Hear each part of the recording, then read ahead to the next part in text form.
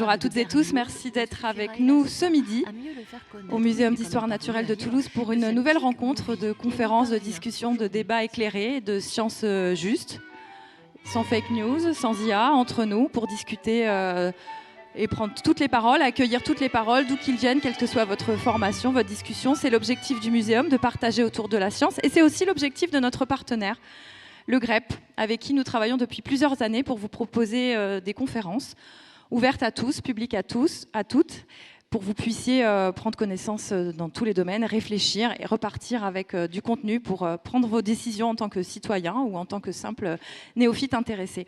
Donc ce rendez-vous, ce dernier rendez-vous de cette année, de cette saison en partenariat avec le GREP, se fait avec Carole Fritz. Bonjour Carole, merci d'être avec nous. Carole Fritz qui travaille sur la préhistoire. Je ne vais pas en dire davantage, je vais laisser très rapidement la parole au président du GREP, qui est le groupe de recherche et d'études prospectives qui travaille pour le débat, Jean-Marie Pillot. Je vous invite juste à regarder nos programmations, à vous abonner à la newsletter. Nous avons toute l'année énormément de programmations et de conférences. Ça sera la dernière de la saison, je l'ai dit, donc je vous souhaite un bel été, voilà. Et ça se passe en 2 temps. Donc d'abord 1 heure, on vous écoute, Carole, avec grand plaisir. Carole a toujours des choses formidables à raconter, plein d'anecdotes et du contenu, et c'est une vulgarisatrice, j'aime pas tellement ce mot, mais hors pair, et un parcours exceptionnel. Et je vous invite, vous aurez la vidéo en replay aussi sur le site, mais Jean-Marie le dira. Je vous invite à nous suivre et je vous souhaite un bon été. Donc 1 heure, on écoute Carole et ensuite on laisse le temps au débat et aux discussions. Merci de m'avoir écouté. Je vous souhaite une très bonne conférence. Jean-Marie, c'est à vous. Merci. Merci Myriam. Merci au Muséum de nous accueillir. Donc je me présente en un mot, Jean-Marie Pillot, donc je suis le président du GREP. La diapo suivante. Et donc le GREP, pour ceux qui ne connaissent pas, donc c'est une association reconnue d'utilité publique, association culturelle qui a été fondée en 85. On a fêté nos 40 ans il n'y a pas très longtemps. Et donc ça veut dire effectivement groupe de recherche pour l'éducation et la prospective. Et notre objectif, c'est de réfléchir ensemble. Alors, diapo suivante. Comment faisons-nous pour réfléchir ensemble ? D'abord, on a un certain nombre d'événements qui sont ouverts au public, comme aujourd'hui. On a des conférences, des débats, des colloques, des ateliers de réflexion. On a aussi beaucoup d'activités internes pour nos adhérents, pour nos membres. Donc, commission prospective, ateliers société et spiritualité, philo, dialogue autour de l'actualité et regard croisé sur le cinéma. Et puis, on a une grosse activité interne en tant qu'association. On est à peu près de plus de 200 adhérents. Et dans cette activité interne, ce sont nos adhérents qui permettent de préparer à travers la commission programmation la programmation des différentes saisons, donc de la saison prochaine en particulier. On a un cercle des membres actifs, on intervient dans le cadre du parcours laïque et citoyen en Haute-Garonne et à Toulouse, et on transcrit nos ouvrages avec nos livres qui s'appellent Parcours, là, et qui sont donc les transcriptions intégrales des conférences et des débats. J'en profite tout de suite pour les donner. Vous serez dans celui de l'an prochain, mais je vous donne déjà celui de l'année dernière, ce qui vous permettra d'apprécier la qualité de ces ouvrages. Pour continuer sur le GREP, la suivante, diapo suivante. Hop, voilà. Donc là, on va passer vite, on reviendra à celle-là tout à l'heure, c'est celle d'aujourd'hui. Diapo suivante, juste pour donner aux adhérents, rappeler aux adhérents qu'on a encore au mois de juin un certain nombre d'événements internes réservés aux adhérents. Vous pouvez tous adhérer, le GREP est ouvert, mais bien sûr, on a des activités qui sont propres à nos adhérents, donc je vais pas les détailler. Diapo suivante, et vous dire que déjà, d'ores et déjà maintenant, on a quelques éléments de la prochaine programmation, de la prochaine saison. On va commencer la saison le samedi 27.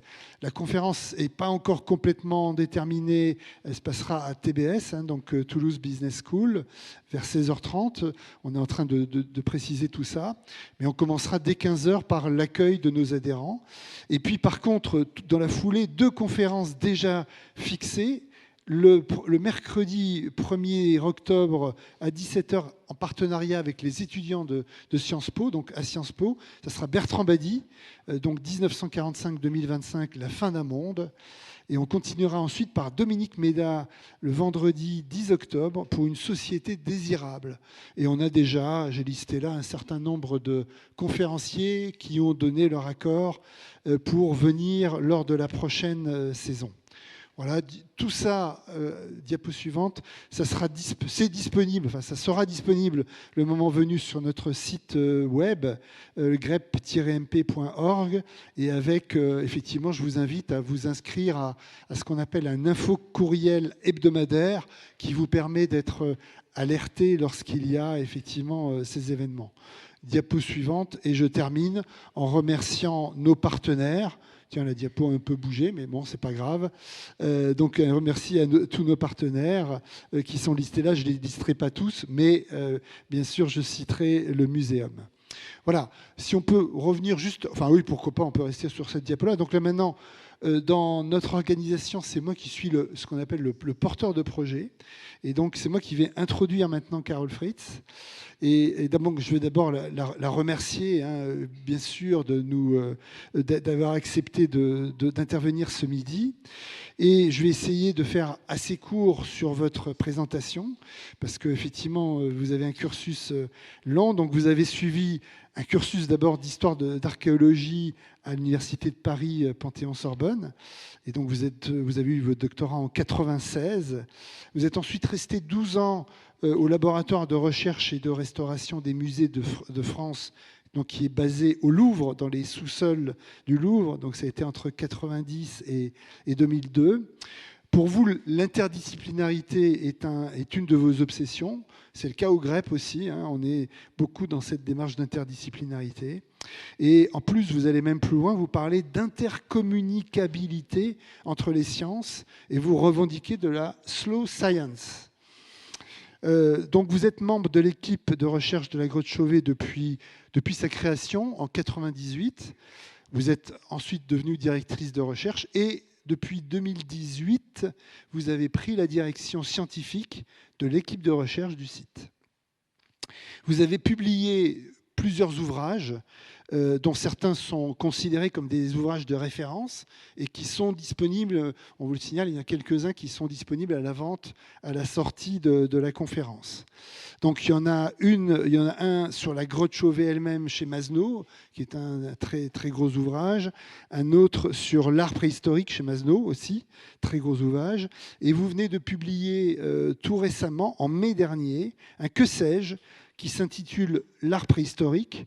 Alors le voilà, il y en a quelques-uns qui sont à la vente. Alors vous voyez que je l'ai lu moi déjà la semaine dernière, parce que donc la semaine dernière j'ai été à la grotte Chauvet. Alors c'était tardif, mais en tout cas j'en suis sorti ébloui, ce qu'on appelle la grotte Chauvet 2.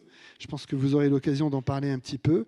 Et votre ouvrage, votre que sais-je, je l'ai trouvé absolument passionnant.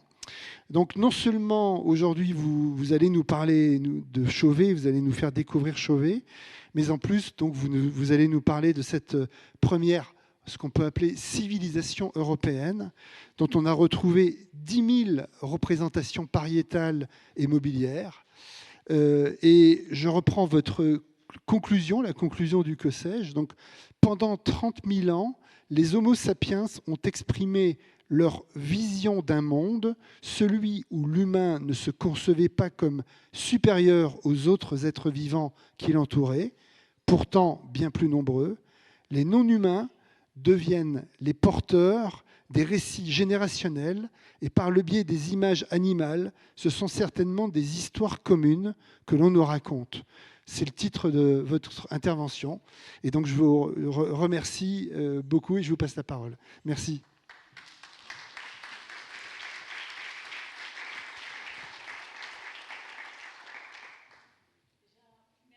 Nombreux dans cette salle à l'heure du déjeuner, donc vous avez choisi d'être là plutôt que de manger un sandwich. Merci beaucoup. Merci au GREP pour cette invitation et merci au Muséum de nous recevoir, sachant que pour moi le Muséum c'est un endroit très particulier. Je dis souvent c'est ma seconde maison et oui c'est vrai, c'est ma seconde maison. Donc aujourd'hui, on va parler des réseaux sociaux d'Homo sapiens et des premières images de l'humanité. Alors, vous allez être peut-être un peu déçus parce que je ne vais pas faire une conférence sur la grotte Chauvet. C'était pas le but, mais on va utiliser la grotte Chauvet pour vous faire voir un certain nombre de choses. Et surtout, essayer de percevoir ces groupes sociaux, sortir un peu des images d'Épinal. Ce sont des sociétés extrêmement complexes. Et je vais essayer de vous faire voir qu'au travers de l'image et au travers de la production de ces premières images, on peut arriver à dire des choses. Alors, lorsqu'on parle des sociétés sans écriture, puisqu'on est sur une période qui va en gros de moins 45 000 ans à moins 12 000 ans, je ne sais pas si vous voyez en termes de génération ce que ça peut vouloir dire, mais pour vous juste essayer de vous fixer un cadre chronologique, parce que ça c'est important. En fait, il y a plus de temps qui va séparer la grotte Chauvet et Lascaux, donc de moins 38 000 à moins 20 000, on va dire, que Lascaux et nous. Voilà. Donc, vous voyez que là, on embrasse un monde, d'abord qui est complètement éloigné de nos systèmes de pensée actuels, et surtout sur un espace chronologique, je veux dire, qui est phénoménal. Et surtout, nous ne possédons pas le chronomètre pour vous dire cette action a été en 23 500 le jour T. Non, nous, notre chronomètre, c'est le carbone 14 et on a des écarts-types très vastes, mais on essaie malgré tout de reconstruire cette pensée sociale. Une autre chose importante, c'est que quand on parle de ces sociétés sans écriture, tout de suite, ou souvent, on va dire, vient une opposition dans la réflexion qu'on peut avoir, c'est cette opposition entre nature et culture et entre modernité et tradition.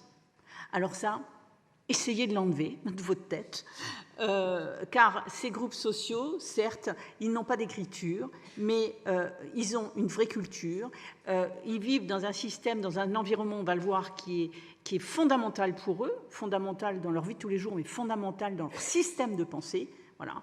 Et qu'est-ce que la modernité et qu'est-ce que la tradition?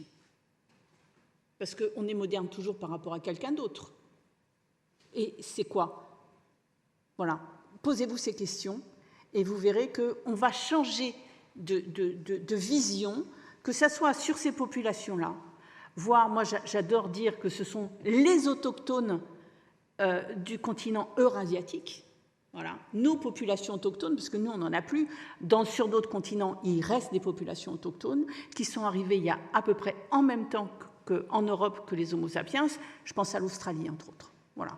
Donc, qu'est-ce que la modernité? Qu'est-ce que la tradition? Nature et culture, ces rapports qui vont faire dans nos sociétés actuelles le fait que nous allons nous intéresser uniquement à la production de la culture matérielle, c'est-à-dire, ils utilisaient cet outil pour faire ça, et l'outil va évoluer, etc. Mais c'est quoi une évolution d'un outil? C'est quoi l'évolution d'une fourchette à 2 dents par rapport à une fourchette à 4 dents? Est-ce que vous changez de culture quand vous changez de fourchette? C'est toutes ces questions-là qu'il faut revoir et qu'il faut repenser. Un autre fait, l'art paléolithique, ce n'est pas une exposition de peinture. Voilà. On n'est pas devant des dessins enfantins, on n'est pas devant de l'art pour l'art, et on peut effectivement les admirer comme on admire un tableau de Bruegel ou d'autres dans un musée, mais l'art paléolithique, pour ces populations, ce n'est pas des expositions de peinture. Comment avancer? Pour essayer d'aller plus loin que la simple description, on va essayer de comprendre déjà. Il faut se poser toujours 3 questions, et plus souvent, mais elles orientent, c'est qui, quoi et comment, pour essayer d'arriver à un pourquoi. Alors évidemment, le pourquoi, il est complètement illusoire, puisque nous sommes dans le paléolithique récent, comme on dit, on n'a pas d'écriture, on n'a rien du tout. On a des dessins et en gros, on fouille les poubelles quand on fait de l'archéologie. Mais néanmoins, quand on va beaucoup plus loin dans l'analyse, on peut arriver à obtenir des informations. On va se situer sur cette charnière, pour commencer, entre moins 50 000, moins 40 000, en Europe occidentale. Alors, je ne vais pas embrasser la totalité du continent eurasiatique aujourd'hui, parce que ce n'est pas 1 heure, mais 2 heures qu'il faudrait. Donc, on va se recentrer sur cette Europe occidentale. Et qu'est-ce qui se passe à cette époque-là? On sait que, en gros, on a l'arrivée d'une nouvelle espèce, d'un nouveau genre qui est Homo sapiens. Alors, pour juste faire un point, le grand remplacement, ce n'est pas maintenant qui s'est fait, c'est à cette époque-là. Homo sapiens, qu'on soit noir, jaune, vert, orange pour les cheveux ou n'importe quoi, nous sommes tous des Homo sapiens aujourd'hui sur la planète. Voilà. Et cet Homo sapiens, eh ben, il va arriver en Europe occidentale et il va remplacer ou un peu s'hybrider avec un autre genre humain qui est Néandertal. Sauf qu'aujourd'hui, on connaît la fin de l'histoire. Aujourd'hui, il n'y a plus de Néandertal sur la planète, il n'y a que des Homo sapiens. Ça, c'est un fait important aussi, puisqu'on a une espèce qu'on va dire invasive. Elle va arriver, elle va absorber, ou elle va, de toute façon, elle fait disparaître, cette espèce, les Néandertals. Et ça se passe entre, on va dire, moins 50 et moins 40 000 pour l'Europe occidentale, puisque Néandertal n'est pas présent partout sur la planète. Et c'est un peu plus complexe, parce qu'il y a d'autres genres humains aussi qui vont laisser la place à Homo sapiens. Par contre, Homo sapiens, s'il a une force, c'est sa dynamique de peuplement. Il va coloniser toutes les régions, moyennes, basse altitude, jusqu'à la montagne, et investir tous les espaces, qu'ils soient littoraux, les campagnes, les contreforts montagneux, etc. Ça va prendre du temps, mais il va y arriver et il va le faire. Il va créer des niches qu'on peut appeler bioculturelles, au sein d'écosystèmes, et c'est dans ces niches bioculturelles qu'il va développer les conditions favorables à sa survie et à son extension géographique.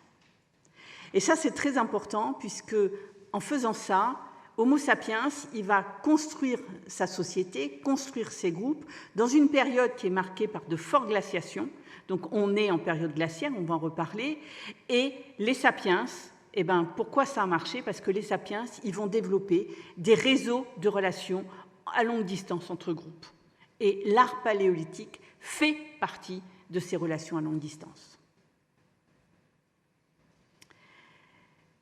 Juste pour... j'ai emprunté beaucoup d'images à Gilles Tosello, qui aurait dû venir mais qui n'a pas pu, qui est un collègue et qui est également dessinateur, illustrateur. Donc, notre Homo sapiens, il va vivre dans des périodes assez froides, plus froides qu'aujourd'hui. Et ça, dès son arrivée, on va dire, à moins 45 000 jusqu'à moins 12 000, sachant que la grosse glaciation, c'est moins 20 000 et qu'après moins 20 000, va se mettre doucement en place un changement climatique, celui qui a mis en place le climat qu'on connaissait avant, je vais dire aujourd'hui, qu'on appelle l'Holocène. Et ce changement climatique, il ne va pas se faire de manière linéaire. On va retrouver des pics de froid, des pics un peu plus chauds, mais globalement, à moins 12 000, moins 10 000, on a pu de gros enneigements sur le continent ouest européen. Alors, ce sont des chasseurs-cueilleurs, collecteurs nomades. Ça aussi, c'est important. Ils savent parfaitement, ils sont parfaitement adaptés à leur environnement. Il ne faut pas avoir de dire « oh, les pauvres », etc. Non, surtout, ne faites jamais ça. C'est comme, pour faire un comparatisme, c'est comme les Inuits, les populations autochtones du Grand Nord, qui savaient parfaitement vivre dans des conditions périglaciaires et ça ne leur posait aucun problème. Et bien là, c'est la même chose. Exactement la même chose. On a des sociétés très organisées. Ils vont à la chasse, ils ont des campements de plein air, ils produisent, comme vous le voyez sur cette diapo ici, des armatures de chasse avec des bois de cervidés, des bois de renne entre autres, et des silex. Ils font de la parure. Bon, ils maîtrisent parfaitement le feu. Bref, c'est des sociétés extrêmement organisées et eux, ils vont tirer à peu près tout ce qu'ils peuvent tirer d'un animal. Ici, l'exemple du renne, qui est un animal très important. Avec ces bois, donc on fait toutes les armatures de chasse, les peaux pour les vêtements, les tentes, les os. Eh ben, les os, ça peut donner des aiguilles, ça peut être des supports aussi pour d'autres objets, voire des os décorés, puisque l'art, il n'y a pas que l'art pariétal, il y a aussi l'art mobilier qu'on appelle l'art des objets, et des objets de parure quand on a les dents et qu'on fait des perforations.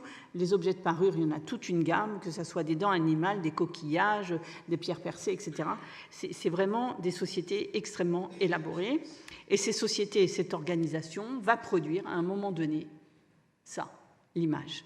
C'est Homo sapiens qui a un coup de génie un jour qui dit eh ben, nos histoires qui structurent notre vie, on va les mettre en image. Et c'est ce que représente aujourd'hui la grotte Chauvet sur le continent européen, puisque on est en gros aujourd'hui à moins 38 000 pour les datations de la grotte Chauvet, et on a les premières images d'Homo sapiens, les premières images du continent européen. Mais c'est quoi l'art paléolithique?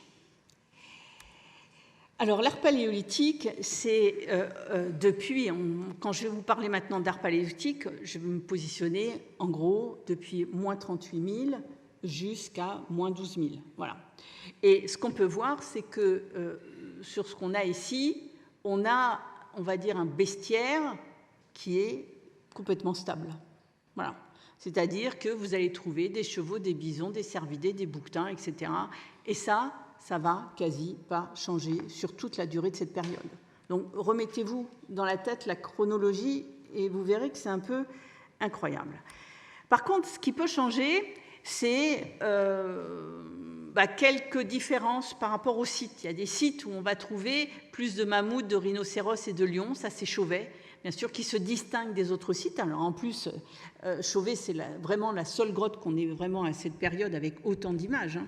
Donc elle renferme à elle seule les 36% des représentations de lions de tout le paléolithique récent.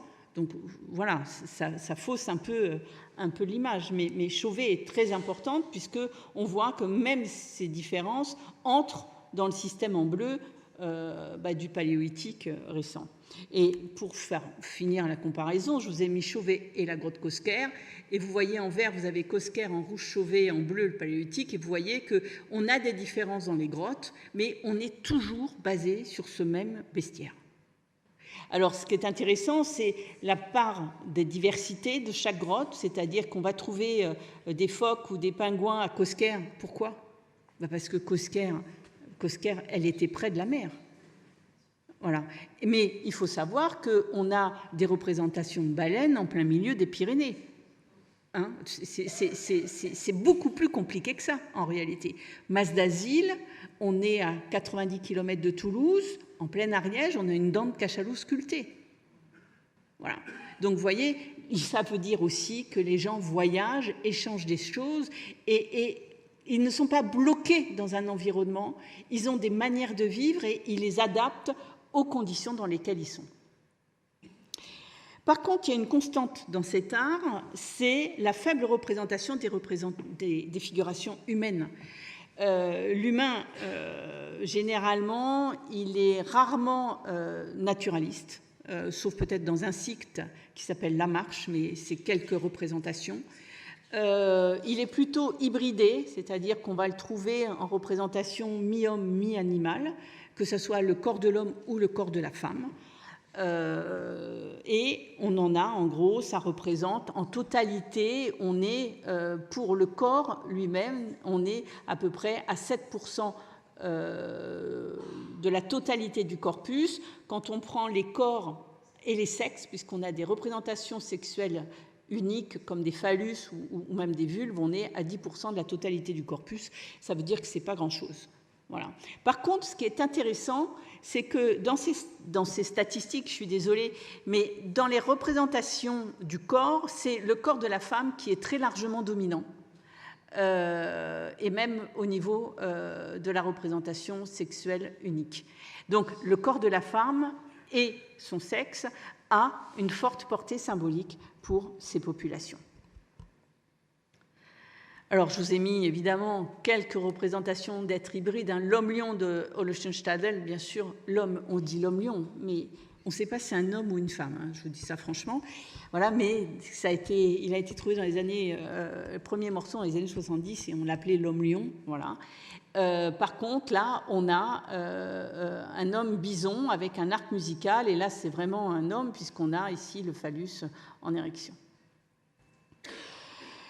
L'art paléolithique, c'est un art que je vous ai dit, on va trouver sur la totalité du continent eurasiatique. Je vais vous laisser arrêter vos téléphones, merci. Merci de les mettre sur silence. Voilà. Cet art paléolithique, on va le trouver sur la totalité du continent eurasiatique, depuis la péninsule ibérique jusqu'à dans l'Oural. Alors, je vous ai mis bien sûr quelques exemples. Ici, bien sûr, la grotte Cosquer avec les chevaux. Il faut savoir que la grotte Cosquer est en voie de disparition hein, pour des problèmes climatiques, puisque l'eau monte due aux montées du niveau de la mer et qu'aujourd'hui, le premier cheval ici a la tête dans l'eau aujourd'hui. Voilà. Un autre exemple ici, la grotte de Tito Bustillo dans les Asturies, à Ribadesella. Là, je vous conseille parce qu'en fait, c'est une grotte ouverte au public et c'est certainement une grotte qui est totalement méconnue et qui est une des grandes grottes de l'art paléolithique de cette culture. Donc ça, c'est vraiment fabuleux.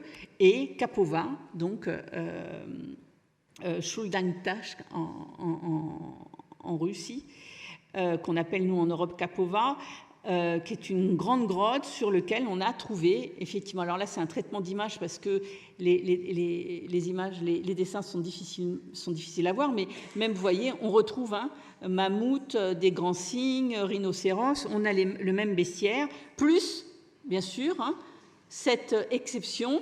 Et pourquoi ? Parce que cet animal est présent dans l'environnement direct et c'est un animal qui pouvait vivre sous les climats extrêmement froids. Donc cet art paléolithique, il va se répartir, on va dire, vous savez que le paléolithique est en fait organisé en 4 grandes cultures qui sont l'Aurignacien, le Gravétien, le Solutréen et le Magdalénien. Alors moi j'ai un peu de mal, je vous dis franchement, parce que quand je vous parle d'art et que je vous dis ça c'est Aurignacien, ah zut, un jour on peut le trouver au Gravétien, ah ben, ça pose des problèmes, oui, parce qu'au bout d'un moment, quand on fait comme ça une segmentation du temps et qu'on y met des étiquettes, au bout d'un moment on y croit. Or l'art paléolithique c'est plus que ça, en plus ces étiquettes-là elles ont été, on va dire, mise en place grâce à l'étude de la culture matérielle. Et il s'avère qu'on a une dichotomie dans le temps et dans l'espace entre la production d'objets de pointe en silex ou de pointe en bois de renne et la production d'images et de culture. Il faut savoir que l'image représente un système de pensée, et on va le voir, et que ce système de pensée, il n'a pas les mêmes... je veux dire, les mêmes ruptures que la fabrication du silex. Et moi, c'est vrai que je parle plus particulièrement de date. Je repositionne les images dans un créneau chronologique plutôt que dans un espace culturel qui, mentalement, ferme les choses. Par contre, ce qui est certain, c'est qu'aujourd'hui, on sait faire la distinction entre ce qui se passe depuis moins 45 000 jusqu'à moins, on va dire, 20 000, 18 000.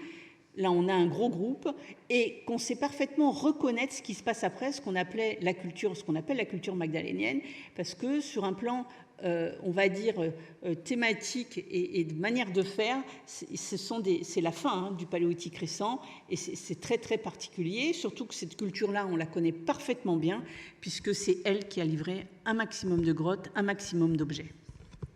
Mais aujourd'hui, on ne sait pas faire la différence dans les grottes si on n'a pas de datation entre l'Aurignacien, le Gravétien et le Solutréen. Donc ça veut bien dire qu'on est face ici à un groupe homogène, parce que si on pouvait le faire, eh ben on pourrait vous dire ça c'est forcément du Lascaux.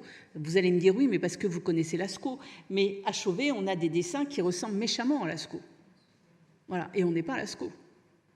Donc vous voyez que le style et la chronologie, c'est beaucoup plus compliqué que ce qu'on voudrait le dire.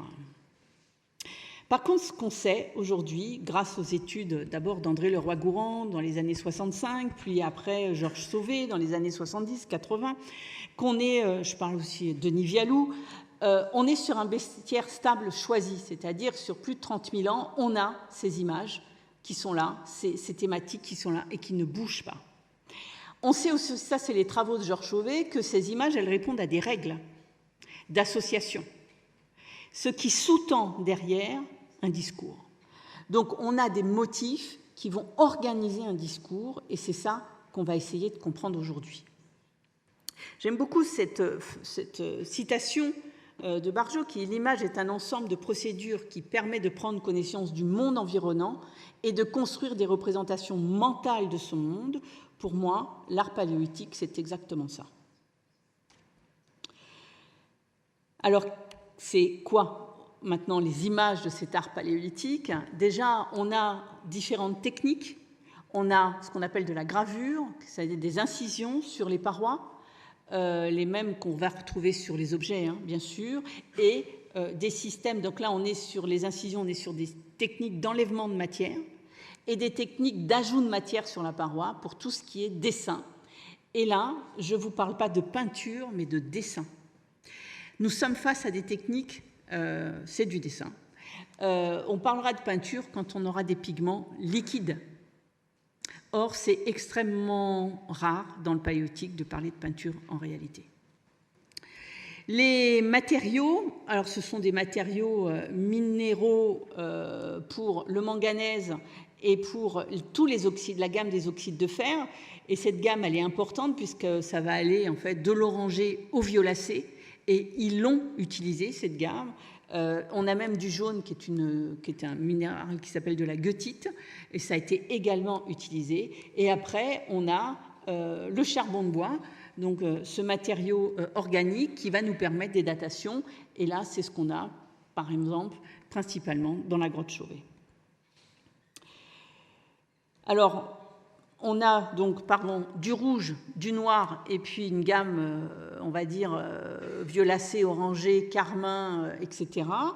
Et pour moi, on a aussi du blanc. Alors, pourquoi du blanc? Parce qu'aujourd'hui, les gravures, on les voit patiner par le temps. C'est-à-dire qu'elles ont la même couleur que leur support. Or, quand un silex va entamer une surface, c'est comme si moi j'entamais ici le mur, là, non, Myriam, n'aie pas peur, je ne vais pas le faire. Et ben mon trait, il va ressortir en blanc sur un fond noir. Et c'est ce qui se passait exactement à ces périodes-là. Et on le voit bien ici à Chauvet. Hein. Ici, c'est un dessin du très beau cheval fait au doigt. Et on voit encore, ça c'est l'état de conservation de cette grotte hein, qui est exceptionnel, que ce trait, il devait ressortir en encore plus blanc qu'il ne sort aujourd'hui. Et ici, dans la grotte de Marsoulas, alors un miracle de conservation, vous avez ici une petite tête de reine, voilà, qui ressort en blanc. Sur un fond beige. Donc le blanc est une couleur dans l'organisation et dans la réalisation des dessins. Et pour vous dire, voilà, si vous aviez le poitrail ici de ce cheval à l'instant, et vous voyez bien hein, que ces images, celui-ci fait près d'1,50 m de long, vous voyez bien que ces images ressortent très fort sur ce fond argileux, donc l'argile de décantation. Quand l'eau se retire de la grotte, elle laisse cette argile et les paléolithiques ont utilisé cette phase de contraste. Il faut savoir que l'identification d'une image, quand on la réalise, c'est parce qu'on identifie, on crée un contraste entre un support et un coup de crayon ou un coup de doigt sur une paroi. Et c'est ça qui fait la création artistique. D'autres exemples, ici, toujours à Chauvet. Alors un petit ours qui fait une trentaine de centimètres de long, qu'on ne voit pas souvent parce que c'est dans un endroit très renfermé et on ne peut pas y aller. Ici, vous voyez ici ce trait donc, a été fait avec un pigment rouge, genre un peu pastel, et on voit que la matière accroche ici sur la paroi. Donc ça, ces études, elles sont importantes puisqu'on va, grâce à ça, pouvoir reconnaître le sens du geste, pouvoir identifier les superpositions de traits les uns par rapport aux autres. Et c'est des analyses que l'on fait, sont les mêmes analyses que l'on fait sur la peinture de Chevalet. On essaie de comprendre les gestes des artistes et la manière dont ils ont appliqué le pigment, la manière dont ils ont construit cette image et comment ils projettent leur image mentalement sur un support. Alors, d'autres exemples ici. Bien sûr, l'alcôve des lions de Chauvet. Vous voyez cette organisation, on a une vraie organisation, une parfaite ligne droite sur les museaux des 3 chevaux, ou ici, cette utilisation de relief dans la grotte del Castillo, avec juste un œil et un petit naseau pour représenter une tête animale. Là aussi, El Castillo, c'est une grotte qui est ouverte au public à Puente Vieslo, à côté de Santander. Des compositions et des techniques élaborées. Oui, l'art paléolithique, on peut parler de composition, comme on parle de composition pour le plafond de la chapelle Sixtine. Je suis désolée si je choque certaines personnes, mais vous allez voir que c'est exactement ça. Et des techniques élaborées, des techniques avec les moyens de l'époque. Vous pouvez penser que prendre un charbon de bois, c'est simple, et puis aller chercher des matériaux colorants, mais tout ça, il faut le préparer. Un charbon de bois, il faut savoir à quel moment vous allez le retirer du feu pour qu'il soit assez solide pour résister à la pression au moment où l'auteur va entamer le geste. Et s'il est trop brûlé, vous allez avoir de la poudre dans les mains. Donc tout ça, c'est des connaissances empiriques qui sont acquises par Homo sapiens et qui sont acquises par Homo sapiens dès moins 38 000 ans. Vous voyez ? Donc vous voyez que c'est un peu plus complexe que de simples dessins sur une paroi. Le panneau des chevaux de la grotte Chauvet, je ne vous le présente plus, un petit peu quand même. Allez. Vous avez ici 2 rhinocéros affrontés, un ensemble d'aurochs ici, et les chevaux, plus un autre rhinocéros. Et vous allez voir qu'on peut étudier, comme, je ne sais pas si vous vous rappelez, pour cette émission qui s'appelait Palette, où on décomposait un tableau pour revenir à la toile vierge. Et c'est exactement ce qu'on fait. Et ici, là, le support vierge, il est là. Et le premier artiste, c'était certainement l'ours des cavernes, puisqu'en fait, on a des griffades un peu partout. Donc, dans la grotte Chauvet, on a cette alternance unique entre l'ours des cavernes et l'humain. Alors, l'ours des cavernes était plutôt là l'hiver, puisqu'il venait hiberner, et l'humain n'étant pas fou, puisque c'est une petite bête qui fait près de 3 mètres 50 de haut. Donc, même si on me dit qu'il est omnivore, même plutôt végétarien, je n'ai pas vraiment envie d'aller le rencontrer.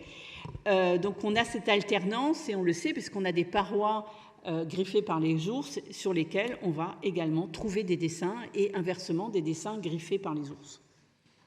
Les premiers dessins sur panneau, ce sont ce mammouth et ce rhinocéros qui ont été faits à bout de bras, certainement avec un bâton, puisqu'on est à plus de 2 mètres de haut. Après, vient une série en fait, où on a les auteurs ont un peu raclé l'argile en effaçant un peu ce rhinocéros et ce mammouth, donc ils ont préparer leur surface, comme on prépare une toile. Et on a les premiers dessins qui viennent, qui sont des rhinocéros, un renne ici, un cheval, un autre petit rhinocéros et un bison. Alors, la chronologie exacte de ces figures, on ne peut pas la donner puisqu'on n'a pas de superposition entre ces figures.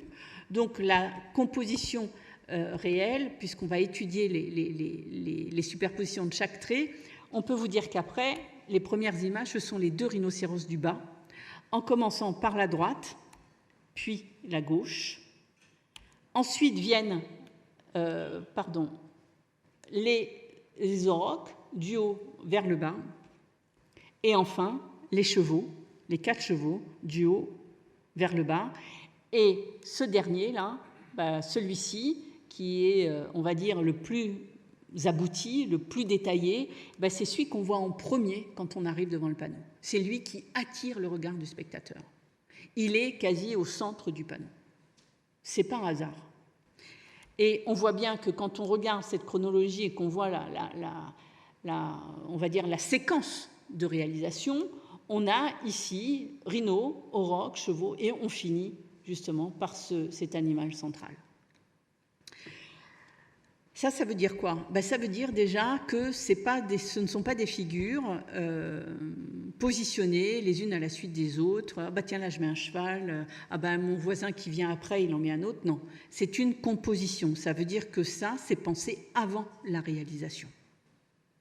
Et on choisit le support et on réalise ça dans un ordre très spécifique. En plus de ça, ce que je peux vous dire, c'est qu'on est sur des phases de réalisation de l'image extrêmement complexes, puisqu'on a des contours qui sont faits au charbon de bois. Après, on va mettre du charbon à l'intérieur des corps et on va mélanger le charbon à la main, qui va se mélanger au blanc de calcaire et aux résidus d'argile qui restent. Et ça va créer des gris, des bistres et des noirs, ou des noirs, du gris plus noir ou du gris plus blanc. Ça veut dire qu'on a ici ce qu'on appelle une matière picturale. Sauf que eux, leur matière picturale, ils ne l'élaborent pas dans un pot, mais directement sur la paroi. Pourquoi ? Parce qu'à certains endroits, la paroi, le blanc de calcaire en surface est légèrement mou. C'est pour ça que vous avez vu ces grands dessins tout à l'heure, ce sont des grands dessins faits au doigt. Et plus on descend vers le bas du panneau, moins le calcaire est mou, plus on monte, et ils se sont servis de ces, on va dire, particularités du support. Et enfin, pour obtenir ce trait très linéaire, très, très net, je ne sais pas si parmi vous, il y a des gens qui dessinent au fusain, mais on ne peut pas obtenir ce trait-là avec un dessin au fusain. C'est impossible. Et donc, la phase suivante, c'est ils vont détourer ces figures pour refaire sortir le contraste et affermir le trait du chanfrein du cheval. Et tout ce que vous voyez là, ce sont des coups de silex, des raclages au silex. Et vous pouvez voir le retour de l'outil ici. On est sur quelques centimètres de travail et vous voyez les gestes extrêmement dynamiques, extrêmement précis. On a une vraie maîtrise technique.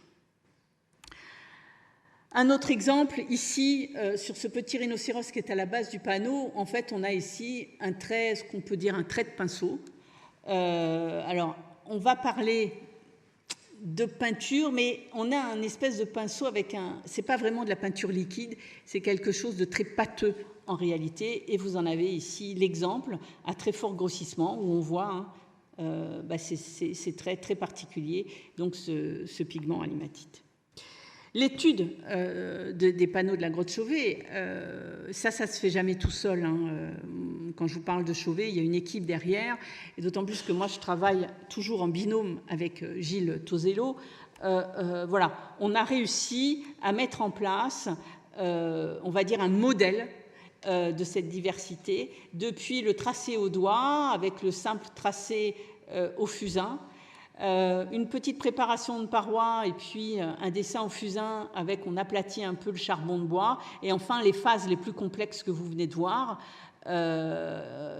qui vont concerner en fait le panneau des chevaux, l'alcôve des lions et bien sûr la salle du fond de la grotte. Mais essayons d'aller un tout petit peu plus loin. Pour aller un peu plus loin, on va utiliser un outil qu'on appelle la psychologie de la forme, la Gestalt-Théorie. Alors, c'est un outil ancien, puisque c'est 1938 que Levin commence à écrire les premiers articles sur l'analyse de la forme graphique et surtout la mise en évidence de règles universelles dans la perception de cette forme. Alors là, je voudrais bien faire un sondage, et je voudrais vous savoir ce que vous percevez en réalité. Quand vous voyez, bon, ça c'est justement, qu'est-ce qu'on voit? Qu'est-ce que vous voyez? Voilà, vous voyez un bateau, et en fait, ici, vous voyez une dégradation de l'image, et on voit après un espèce de pont. En fait, il s'avère que ce pont ici, c'est la forme du bateau, mais ce ne sont pas les mêmes voiles. Et ça, c'est votre cerveau qui va associer les éléments qui se ressemblent le plus ensemble pour créer une forme. C'est ça, la Gestalt-Théorie. Ça a des lois très particulières. Je ne vais pas détailler ces lois, mais ces lois organisent une orientation cognitive à la perception et à l'association des formes.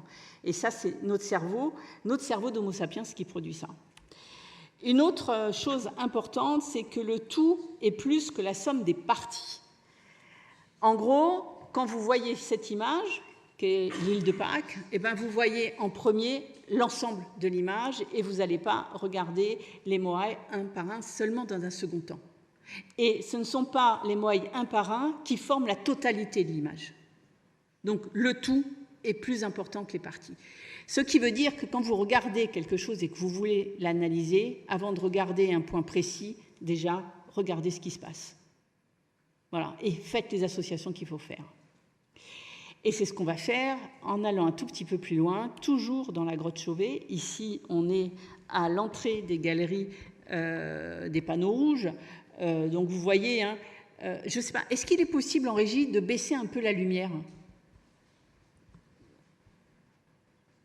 Voilà, à mon avis, ça devrait être mieux là. Voilà, et vous voyez hein, ces sols rouges orangés qui sont des sols que les paléolithiques n'ont pas connus, puisque ça, c'est de l'eau qui s'est infiltrée au moment du réchauffement climatique pas actuel, hein, du réchauffement climatique ancien. Et pareil pour les calcites orangés ici, ça, c'est des infiltrations postérieures au paléolithique. On va s'intéresser ici à ce panneau, qui est un panneau en encorbellement qu'on ne peut pas vraiment approcher, qu'on regarde depuis une passerelle, où on perçoit déjà un gros rhinocéros ici. Voici le relevé fait par Gilles Tosello. Alors on ne va pas s'occuper de cette partie-là, voilà, on va s'arrêter, on va prendre uniquement cette partie-là, où on a des grands dessins rouges avec des félins, des rhinocéros, des points, des mains positives. Voilà. Et on peut regarder ça en faisant justement ces associations, en regardant le tout et en regardant ce qui se passe. On a d'un côté ici des rhinocéros qui sont sur une petite tablette en haut de l'encorbellement. On a ce grand rouge ici qui est suivi d'un rhinocéros gravé, très finement gravé, qui est identique. Alors on sait que ce sont des femelles. Pourquoi ce sont des femelles? À cause des cornes nasales. Ce sont les femelles qui ont les cornes nasales très longues, et comment on le sait? Grâce aux animaux congelés qui sortent de Sibérie. Sinon, j'aurais pas pu vous le dire, bien sûr. Mais du coup, ça nous aide aussi à identifier aller un peu plus loin que rhinocéros, mais on a rhinocéros femelle. Voilà. Et associé à ces groupes de lions. Quand on regarde ça et qu'on regarde la paroi, on peut effectivement faire des ensembles et imaginer une scène, en fait. Et on a quoi? On a des prédateurs et des proies. Alors, aller jusqu'à là, je peux vous dire que j'ai certains de mes collègues qui ne l'acceptent pas. Mais je suis désolée, là, on a un groupe de rhinos, un autre groupe de rhinos et un lion. Et mentalement, quand vous voyez des herbivores et des carnivores, à quoi vous pensez? Ils vont pas se taper une partie de cartes. Donc, on est dans ces sociétés où la nature et l'environnement, il est là. Un carnivore, surtout les lions, ce ne sont pas des animaux qui vont approcher. Il y a eu quelques lions de tués, on en a dans la grotte de la Garma, mais c'est pas un animal qu'on va chasser tous les jours. Et le rhinocéros non plus, hein, je vous dis franchement. C'est le rhinocéros laineux. Quand vous voyez déjà un rhinocéros africain, du moins les rhinocéros tels qu'ils étaient, c'était des animaux extrêmement dangereux. Donc on voit bien que là, on nous raconte quelque chose, des prédateurs vers des proies, mais ça, c'est pas une histoire facile pour un homme, puisque le rhinocéros n'était certainement pas un animal chassé régulièrement. Alors, on va aller encore un peu plus loin. Et on va aller dans la salle du fond. Dans cette salle du fond de Chauvet, dans ce panneau exceptionnel que vous avez là, qui fait une douzaine de mètres de long, avec ici ces grands félins qui sont... les têtes sont plus grandes que échelle 1. Vous voyez, c'est pas anodin. On retrouve les rhinocéros, ici un cheval dans l'alcôve, un petit mammouth, un mammouthau ici, avec un bison, des lions et des bisons. Et on va s'intéresser à ce petit panneau, ce panneau des lions. Et pour s'y intéresser, Gilles nous a fait un petit croquis pour que ça soit plus facile dans l'explication. Déjà, quand on regarde ce panneau, on s'aperçoit qu'il est parfaitement cadré sur la paroi, avec 2 arêtes qui font les limites verticales, et en fait, les animaux ne dépassent pas en fait, ces lignes horizontales. Donc on a ce qu'on appelle un cadrage. Quand on analyse les espèces en elles-mêmes, on s'aperçoit que les lions sont sur un système dynamique. Les têtes tendues, les yeux alignés, les pattes poussées vers l'avant.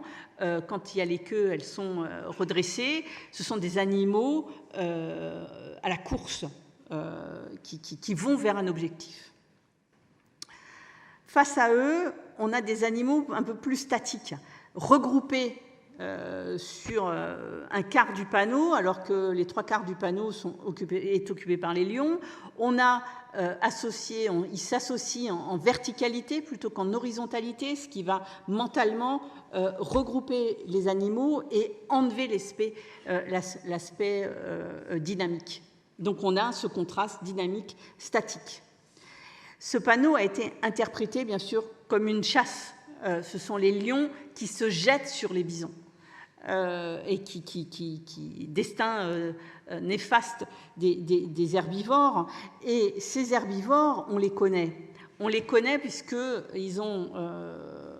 on les connaît bien, surtout quand on a les éthologues qui les ont étudiés tant en Europe pour le bison d'Europe que surtout sur le continent nord-américain.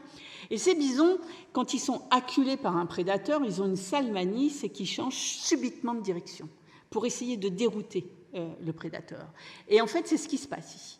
On a les bisons qui sont alignés ici, comme ça, sur la verticale, les uns derrière les autres, et tout d'un coup, vous avez quoi?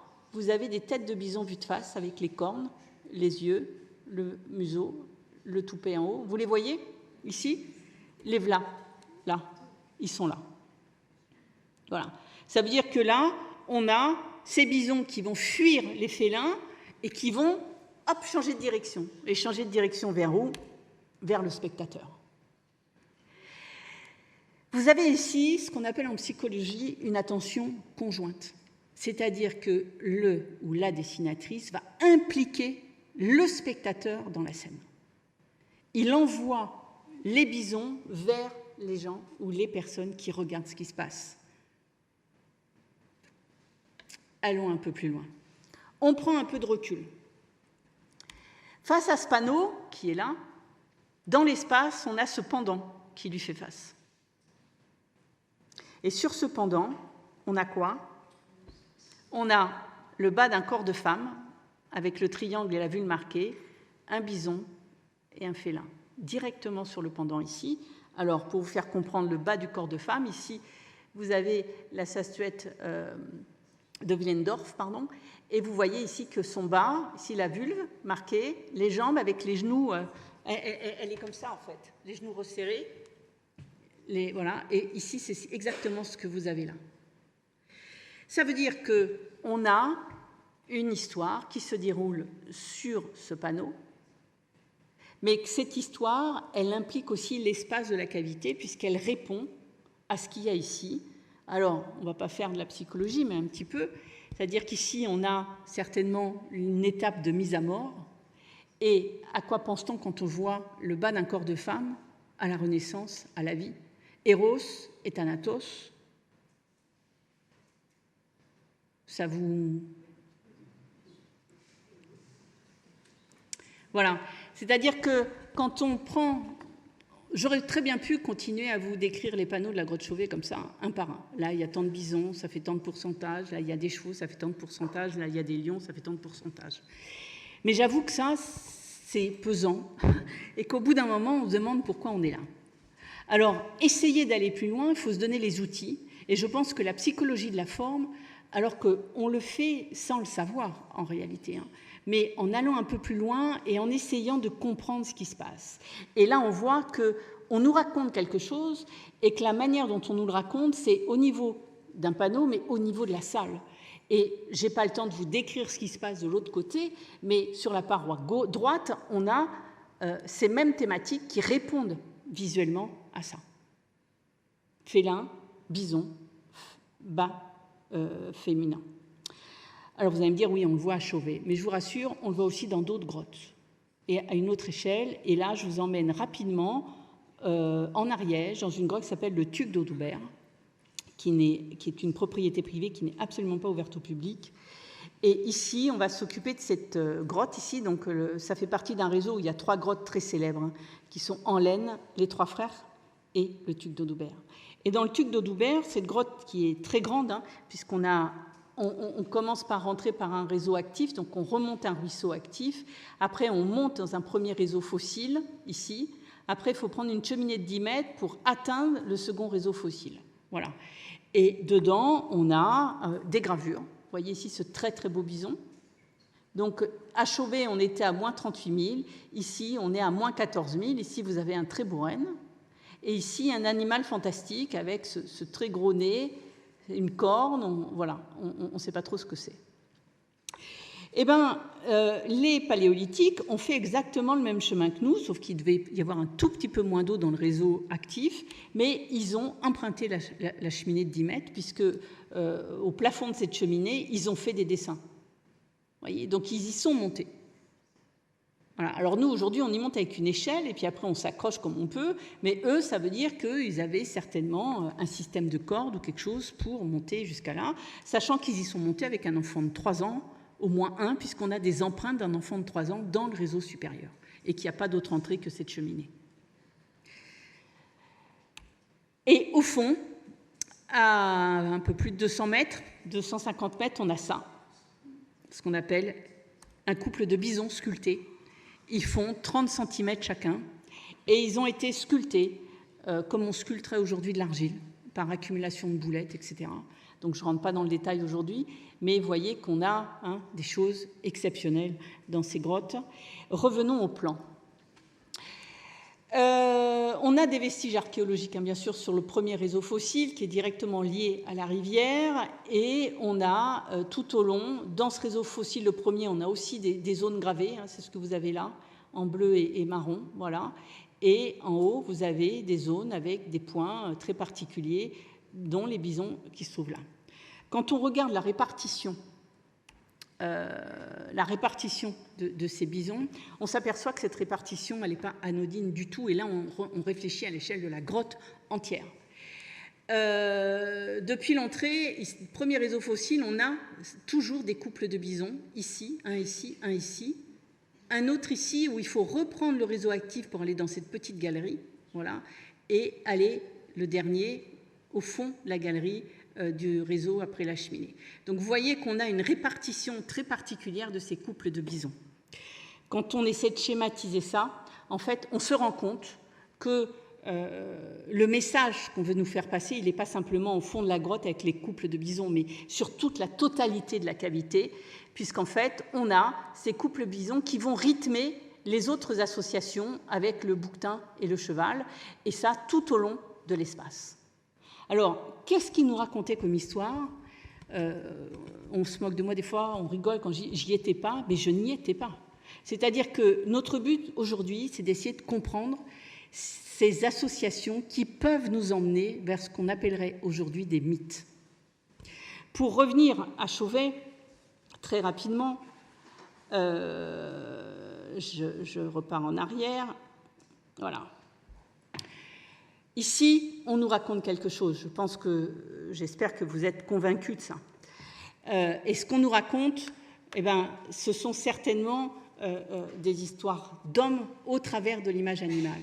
Or, on sait qu'il n'existe pas, ça c'est l'anthropologie qui nous dit, je renvoie à Lévi-Strauss ou à d'autres, de société sans écriture, sans mythe. Le mythe, c'est quoi ? Le mythe, c'est un récit qui va vous expliquer l'inexplicable. Alors évidemment, nous, dans nos sociétés, aujourd'hui, c'est quoi l'inexplicable ? Quand vous ne comprenez pas quelque chose, vous allez chercher un physicien, un chimiste, un microscope électronique à balayage, un accélérateur de particules, on en est à étudier la matière noire. Évidemment, il n'y a plus d'inexplicable chez nous. On arrive toujours, au moins on essaie toujours d'expliquer quelque chose. Eux, c'est quoi un orage ? Si on n'avait pas eu la science, c'était quoi un orage ? Ces bruits, ces éclairs dans le ciel. C'est ça l'inexplicable. Et pour assurer une explication, il y a un récit qui va se mettre en place. Or, ces récits de mythes, ils sont là aussi pour organiser la société. pour vous dire, eh ben oui, vous pouvez faire ça avec tel groupe, vous ne pouvez pas faire ça avec tel groupe. Et notamment, ça va régir, on le sait, tout ce qui est mariage. Puisque l'inceste, ce n'est pas nos sociétés qui ont inventé la gestion de l'inceste, ça s'est fait bien avant. Et on le sait, sinon on ne serait pas là aujourd'hui.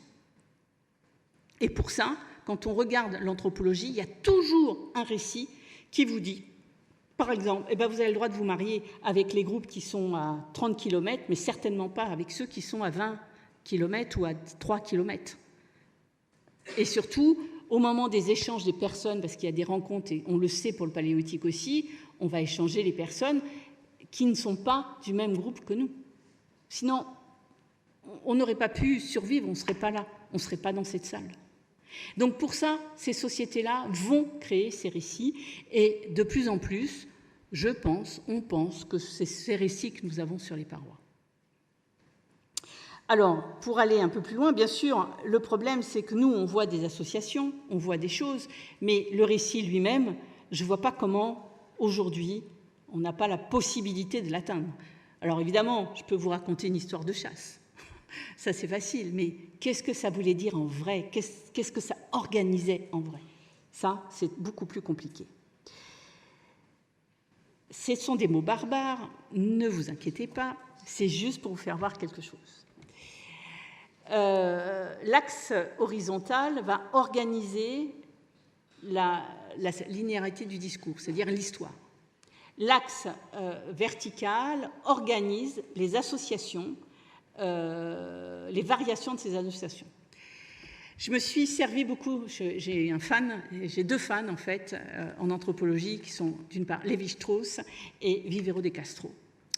Lévi-Strauss a énormément travaillé sur les mythes, c'est lui qui met en place tout ce qu'on sait sur les mythes aujourd'hui.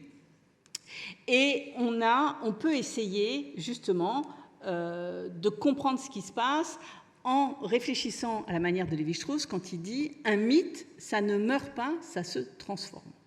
Et ça, je vous invite à lire, si vous voulez, un jour, c'est un petit livre, hein, c'est un que sais-je, mais de Lévi-Strauss. C'est autre chose, non, c'est pas un que sais-je, ça s'appelle « La voix des masques ». C'est très peu épais, mais c'est vraiment absolument génial, où il a étudié tous les mythes, depuis l'Amérique du Sud jusqu'à l'Amérique du Nord, et les liens, il a démontré que les histoires étaient les mêmes, qu'il n'y avait pas de changement dans les histoires sur un tel territoire, mais ce qui changeait, c'était les protagonistes de l'histoire. Vous voyez? Et un mythe, un changement de langue ne va pas influencer le mythe. Un changement, voilà, ça va structurer, comme ça structure le social, ça organise le social, et donc ça voyage sur un territoire, c'est accepté ou pas par les groupes, mais quand c'est accepté, ils vont souvent changer les protagonistes de l'histoire. Et souvent, un carnivore restera un carnivore. C'est l'herbivore qui va changer, ou le carnivore. Je vous invite à relire, et ça aussi, la manière dont l'humain a domestiqué le feu et comment l'humain reçoit le feu. Dans toutes les sociétés, c'est toujours un animal qui donne le feu à l'humain. Toujours. C'est toujours la même histoire. Sauf que c'est le protagoniste qui change. Et la manière dont ça se fait, même chez les Romains ou chez les Grecs. Hein. Allez voir, vous allez être étonnés. Donc là, c'est ce qui se passe. C'est-à-dire, on a les invariants majeurs, c'est-à-dire ceux qui ne bougeront pas trop. Alors l'humain, je vous ai dit, on va le trouver à peu d'exemplaires. Il est toujours présent, presque toujours présent, à un exemplaire. Et associé systématiquement, il y a du cheval ou du bouquetin. Après, ici, on a ces invariants secondaires, et ici, c'est Chauvet. Vous voyez ici, là, la domination du ours, rhino, félin, mammouth, associé à toujours notre petite bestiaire tertiaire qui va, lui, beaucoup évoluer. Et on s'aperçoit que ici, on est au tout début. Hop, ça marche plus, j'y arrive plus. Si, ça va. Non, c'est pas grave. Voilà, on est au tout début du paléolithique récent. On a ces invariants secondaires précis, et après, on va évoluer dans le temps, on va perdre ces invariants secondaires qui vont souvent passer dans du tertiaire pour voir ici arriver la figure dominante du bison. Et pour vous faire voir, un autre changement, c'est ce qui se passe ici, c'est ce qui se passe en Espagne. Le bison, lui, il est remplacé par la biche. Donc, On peut essayer, alors ça c'est le début d'un travail en réalité, hein, c'est vraiment les prémices. On va déposer là des projets pour essayer de faire ça à l'échelle trans-eurasiatique, puisque on peut essayer de suivre un petit morceau de ces mythes qu'on appelle un mythème. Et l'exemple, eh ben, c'est de l'association, je suis désolée, ça passe pas très bien, félin, bison, femelle. Donc vous avez chauvé, je vais prendre ça, pardon, ça marche plus, je ne sais pas si vous voyez la souris, oui. Ici, vous avez chauvé, voilà, félin, femelle, bison. Ici, vous avez une grotte qui s'appelle Angle sur l'Anglin, où vous avez félin, femelle, bison, qui est transformé dans la grotte, dans l'abri, en félin, femelle, bouquetin. Dans le bassin parisien, à moins 13 000, on a cheval, félin, femelle, en hybridation du corps de la femme. Et en Europe centrale, on a félin, femelle, mammouth.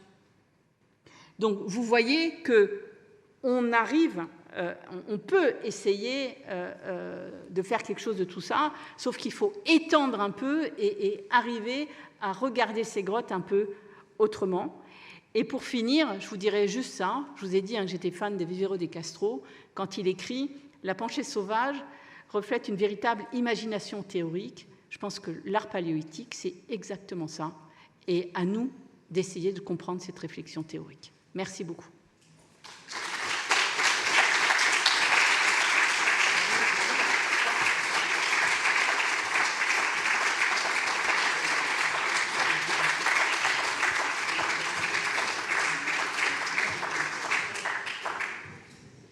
Parfait. Merci beaucoup, Carole, pour cette présentation lumineuse et pleine d'infographies et d'images très parlantes et très fortes. On a un peu de temps, comme on l'avait promis. On va prendre vos questions, vos réactions. Voilà, je vous propose de faire un petit geste de la main et on vous apporte les micros. Bonjour. Oui, c'était passionnant ce que vous avez raconté. Mais moi, j'ai une question, c'est est-ce qu'on est capable d'identifier si c'est un homme ou une femme qui a peint ? Non. Est-ce que vous êtes capable d'identifier qui a fait un tableau dans un musée? C'est un homme ou une femme si vous n'avez pas le nom en dessous et que vous ne connaissez pas la peinture. Là, c'est pareil. C'est pas possible. La présence des femmes dans les grottes, oui. Il faut aussi, alors sans faire... voilà, c'est pas un mouvement intellectuel à la mode. Hein. La préhistoire n'est pas constituée que d'hommes. Voilà. Il y a aussi des femmes et il y a aussi des enfants. Ça aussi, c'est des choses qu'on a souvent oubliées. Mais au Tuc d'Odoubert, je vous disais, il y a des empreintes d'un enfant de 3 ans, près des bisons. Alors, je ne vous ai pas parlé de tout ce qu'on pouvait imaginer sur les rites et tout ça, hein, parce que là, c'est la journée qu'il faut. Mais c'est une société complète et complexe. Voilà. On connaît des femmes chamanes en Sibérie. Hein. Le rôle de l'intercesseur, il n'est pas uniquement masculin. On connaît des femmes chamanes. On a des corps hybridations de femmes, avec le félin, entre autres. Je voulais, voilà, à Étiole. Donc, le rôle de la femme, pour moi, vous savez, quand on voit la qualité des dessins, on peut se demander si ce qui compte, c'est le savoir-faire et la qualité du dessinateur ou de la dessinatrice plutôt que son genre. Voilà. Alors, c'est pas quelque chose que je vous dis, hein, je suis pas la mode. Hein. Je me suis toujours battue pour ça. Pourquoi? Parce qu'au Tuc d'Odoubert, on a aussi des empreintes de pieds dans l'argile. Il y en a un certain nombre. Et on disait toujours des empreintes d'adolescents. Et Robert Bégoin, qui est le propriétaire des grottes, avait des moulages de ces empreintes faits par son père, son grand-père il y a longtemps. Et un jour, il les sort au laboratoire où on travaillait et il me dit « Oui, les empreintes d'adolescents. » Et là, j'enlève ma chaussure, je prends mon pied, je le mets dedans. Et je lui dis « Je suis une éternelle adolescente. » Parce que c'était du 36,5, 37. Voilà. Donc, vous voyez, c'est plus compliqué que ça. C'est-à-dire qu'il ne faut pas oublier, excusez-moi, messieurs, mais la préhistoire, depuis le début du XXe siècle, elle a été faite par des hommes, par des ecclésiastiques.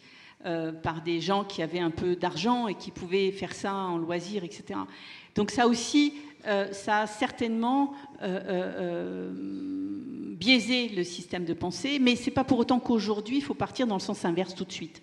C'est-à-dire qu'il faut regarder ces sociétés avec un autre regard, mais pas avec notre regard de société actuelle. Voilà. Et ça, c'est difficile. C'est difficile.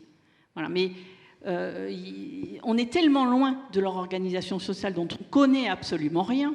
Voilà. Mais après, quand on voit qu'au tout début du Paléolithique récent, c'est le corps de la femme qui est dominant dans la représentation humaine, pour moi, ce n'est pas un hasard. Et ne me dites pas, c'est parce que c'est un homme qui le dessine. Parce qu'on me l'a dit, ça. Voilà. Voilà. C'est plus complexe que ça. Et il faut essayer de faire tomber des barrières mentales. Et ce n'est pas facile. Je crois que j'ai une question. Allez-y, monsieur. Oui, sur les couleurs, je trouvais assez impressionnant la précision des traits et des couleurs. Et je me demandais, mais dans quelles conditions de lumière, parce que dans une grotte, il fait pas c'est pas très clair. Et je me posais la question, comment c'est possible d'être aussi précis dans des conditions aussi difficiles au niveau lumière ou même disposition. Alors ça, c'est l'éclairage. On ne peut pas aller dans une grotte sans éclairage. Vous oubliez, mais même aujourd'hui, si on va seul et que la lumière s'éteint, on ne ressort pas. Donc ça veut dire, eux, ils avaient une super organisation, parce que l'éclairage, c'est du bois. Voilà. Et on a des traces de très grands feux, on a des frottis de torches, donc ils étaient parfaitement organisés. Et c'est sûr que le grand panneau de Chauvet, ce n'est pas une personne. Il y a certainement un dessinateur, parce qu'on retrouve des tics de dessinateurs, mais autour, il y a des gens qui entretiennent les feux, qui préparent les torches, il y a tout ça derrière. En fait, dessiner dans une grotte, c'est une organisation sociale.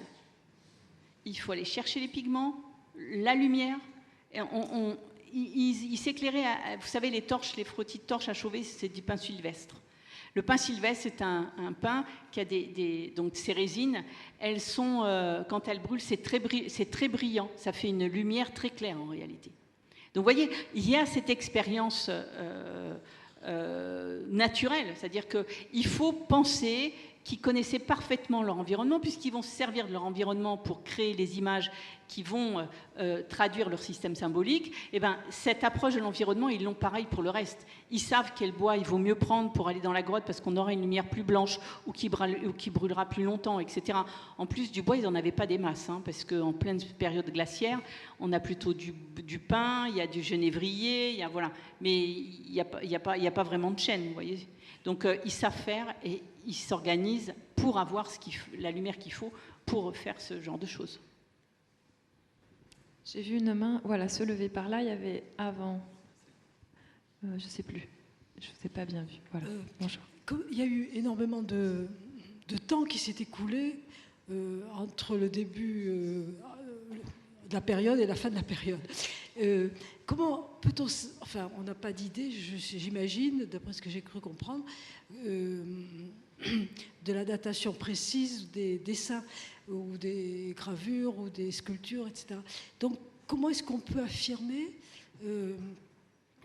que tout ceci aurait été pensé par un groupe de personnes à un moment donné? Vous voyez, c'est ça que j'ai du mal à comprendre. Comment on peut avoir une période de temps aussi longue et un but, une volonté d'organiser un récit qui me semble relever de l'échelle humaine plutôt que de l'échelle de générations successives. Bon. Alors ça, c'est une vision très contemporaine. Alors, ne passez pas le micro, il y a une personne qui était juste devant qui avait levé la main. C'est une vision très, très contemporaine. Je vais vous prendre un exemple. Alors, ce n'est pas un groupe, c'est des groupes qui mettent en place ça. C'est Homo sapiens qui met en place ça. Les aborigènes d'Australie, ils sont arrivés en Australie aux alentours de moins 50 000 ans, à peu près. Aujourd'hui, les aborigènes d'Australie vivent encore avec leur mythologie qui s'appelle le temps du rêve.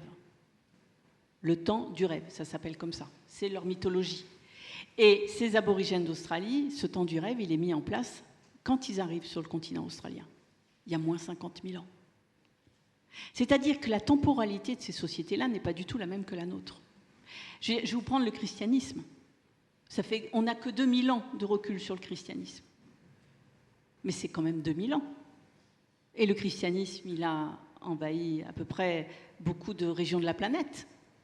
Donc, ce n'est pas à l'échelle humaine que ça se passe. C'est dans un espace-temps énorme. Comment? Ben, excusez-moi, l'histoire, le récit, alors pour moi, si vous voulez, le christianisme, c'est un grand mythe. Hein. Comme, voilà, je suis désolée hein, si j'espère que je ne vais pas choquer, mais voilà, l'histoire, elle n'a pas changé. Les protagonistes non plus. L'histoire, elle n'a pas changé.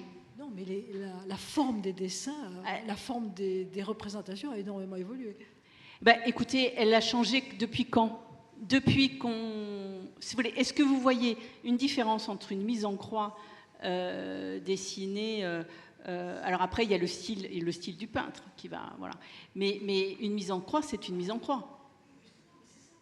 J'avais l'impression que dans les grottes, il y avait une unité de style. Mais peut-être c'est parce que j'y connais rien. Enfin, je veux dire...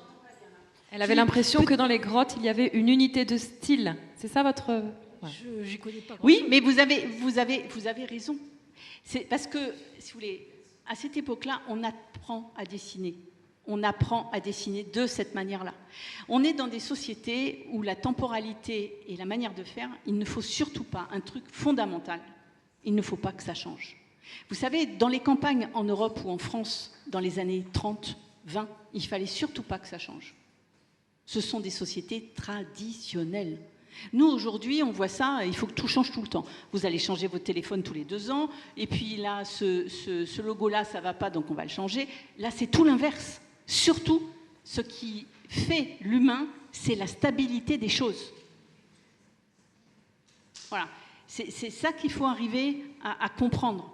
Alors, évidemment, l'échelle de temps est énorme, le territoire est énorme, mais je vous dis, hein, les aborigènes d'Australie, ils ont toujours le temps du rêve. Oui, il y avait la dame juste devant qui avait levé la main avant. Voilà. Merci tout d'abord pour votre présentation passionnante. Ma question porte sur les invariants dans les associations que vous nous avez montrées entre une figure féminine et certains animaux. Même si vous avez bien précisé qu'on était peut-être au début de recherche de signification sur ces associations, est-ce qu'il y a des hypothèses sur la signification symbolique de tel ou tel animal en corrélation avec la figure féminine? Alors pour le moment, moi je reste sur un système assez simple. Parce qu'on voit ce qui change beaucoup, c'est les herbivores. Donc cette dichotomie carnivore-herbivore. Moi, je reste sur ce système-là pour le moment. Alors, je dis, là, c'est quelques cas. Hein. Il va falloir aller plus loin en enlevant la figure humaine, et ça va être un peu plus difficile parce qu'on se raccroche à la figure humaine parce que c'est ce qu'on connaît le plus, nous. Mais de toute manière, on se rend compte que la place de carnivore-herbivore, elle est fondamentale. Voilà. Après, il y a des choses autres. Alors, le roi Gourand avait mis les signes masculins, les signes féminins, etc. Ça, c'est plus que on n'y arrive pas trop. On n'a pas d'exemple à montrer sur ce continent eurasiatique. Parce que ce que j'ai oublié de vous dire aussi, c'est que là, je parlais des grottes, mais quand on est en Russie ou en Pologne ou en Tchéquie, on est sur des objets d'art mobilier. Il n'y a pas de grotte peinte là-bas. Vous voyez ? Donc, on a des changements de support aussi. Donc, l'idée derrière, donc je ne vais pas pouvoir vraiment répondre à votre question aujourd'hui, peut-être dans 3 ou 4 ans, c'est de faire une énorme base de données géoréférencée qu'on appelle un SIG et de voir, d'essayer de travailler cartographiquement ces assemblages, en fait. Voilà. Mais là, je ne peux pas aller plus loin aujourd'hui, je suis désolée. Merci.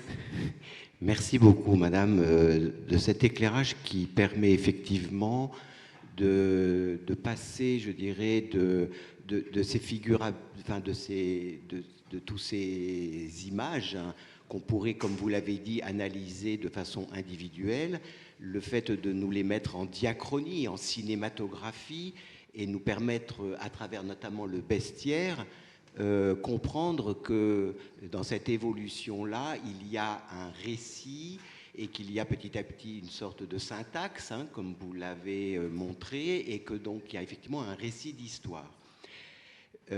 pourriez-vous nous dire quelle est, dans votre travail, la place que vous accordez aux mains positives, aux mains négatives, à la question notamment pas tant la question de la civilisation, mais la question du début de ce qui pourrait être des processus d'humanisation dans le rapport notamment justement à la mort, qu'elle soit celle du prédateur face à la proie ou qu'elle soit celle de la femme qui est essentiellement sur des figures de type maternel, sachant qu'à cette époque-là, la question de la mort pouvait être à la fois dans la chasse, mais aussi à l'accouchement d'une mère, à la naissance, qui a fait à l'origine la question d'un animisme.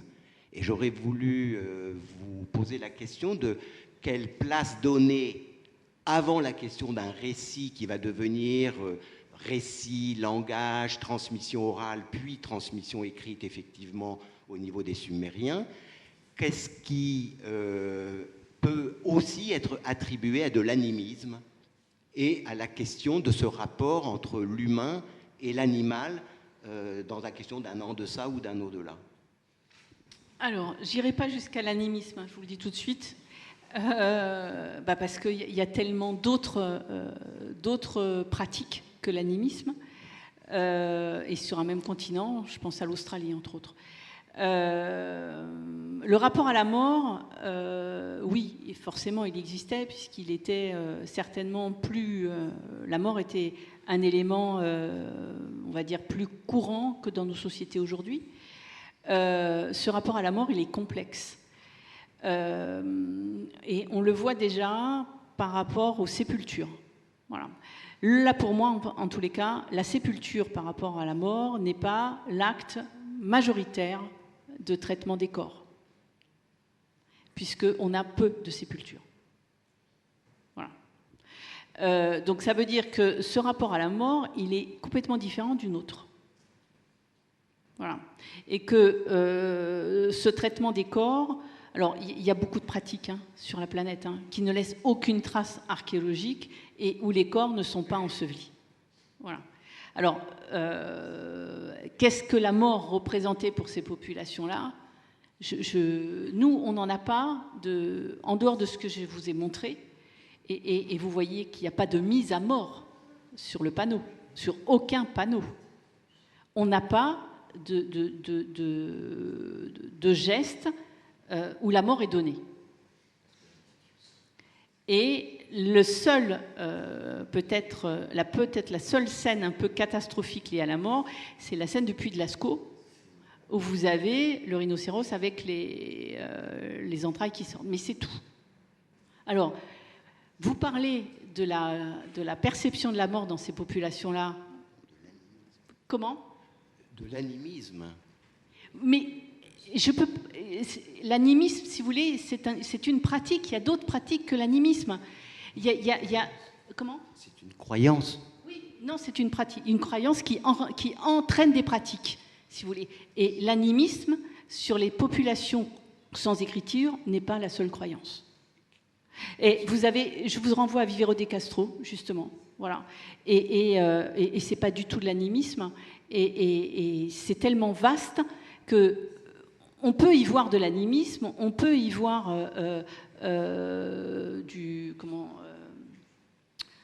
excusez-moi, j'ai perdu. Chamanisme. Du chamanisme. On peut y voir plein de choses. Vous voulez y voir de l'animisme à cause de la transformation humain, animal, des choses comme ça.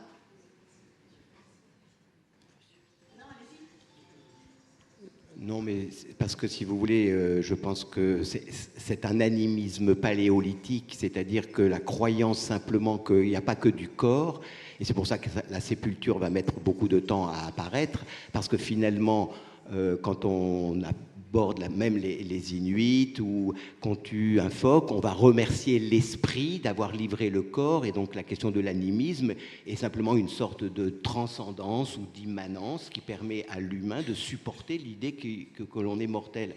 Mais c'est pour ça que je suis étonné quand vous me dites qu'il y a d'autres choses que l'animisme. Je ne sais pas quelle est l'autre croyance qui peut aider les premiers humains à relativiser la mort du corps. Mais Mais parce que je suis désolée, mais dans certaines populations, et notamment, parce que je connais bien les Australiens, ça ne leur pose pas de problème et ça ne leur a jamais posé de problème. Et ce n'est pas un problème d'animisme ou pas. C'est-à-dire que nous, on voit ça sur un côté psychologique où il faut expliquer quelque chose qui disparaît. Parce que pour nous, c'est quelque chose qui est difficilement supportable, la disparition d'un corps, etc. Qu'est-ce que vous... je vais être un peu provocatrice. Qu'est-ce que vous pensez des grands pongidés qui vont, notamment chez certains chimpanzés, voilà, qui, lors de la mort d'un de nos congénères, ils vont pas trouver un creux, ils vont mettre le corps et le recouvrir de feuilles. Qu'est-ce que j'en pense? J'en pense que prendre soin du corps est une façon de permettre à l'esprit, ou qui en fait chez les animistes s'appelle l'âme, à gagner simplement. C'est l'histoire d'Antigone et de la sépulture. Hein. Oui, mais ce que je veux dire, c'est que vous avez un rapport à l'âme qui est un rapport contemporain des choses, qui a 2000 ans de christianisme derrière. Voilà. Je pense que dans ces sociétés-là, ça pouvait être complètement différent. Bon, vous avez relaté au début de votre introduction que vous allez vous référer au couple tradition-modernité. Et d'un point de vue des anthropologues, la difficulté de ce couple, c'est que certains anthropologues soulignent la difficulté de commencer où situer le curseur sur la fin de la tradition et le passage à la modernité. Est-ce que vous pouvez, de votre point de vue, revenir sur ce point? Merci. Alors, je pense que je me suis mal exprimée parce que justement, je disais que il ne fallait pas se référer à ces binarités-là. Que ça soit nature et culture ou tradition et modernité, ce sont des binarités que je réfute pour ces sociétés. Parce que ce type de pensée nous a amenés à décrire ces sociétés uniquement par la valeur matérielle des choses. Vous voyez ce que je veux dire? Or, moi, je pense qu'il faut réfuter ça et regarder ces sociétés autrement, et justement au rapport qu'elles ont à l'environnement. Et donc, alors, c'est pas ce rapport, il est, comment dirais-je, ils sont intimement liés à ce qui les entoure. C'est-à-dire qu'il faut prendre un humain, c'est-à-dire un système biologique dans un environnement, et regarder comment ce système fonctionne. C'est ça l'important.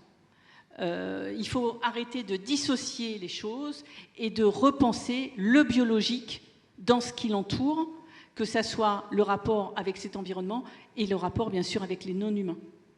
Voilà. Et c'est ce système-là qu'il faut comprendre. Et pour nos sociétés, ces sociétés du paléolithique récent, c'est extrêmement difficile. Et tout ce que je viens de vous dire, pour être très honnête, ce ne sont que des hypothèses. Peut-être qu'il y aura une découverte demain qui remettra tout sur la table et on recommencera.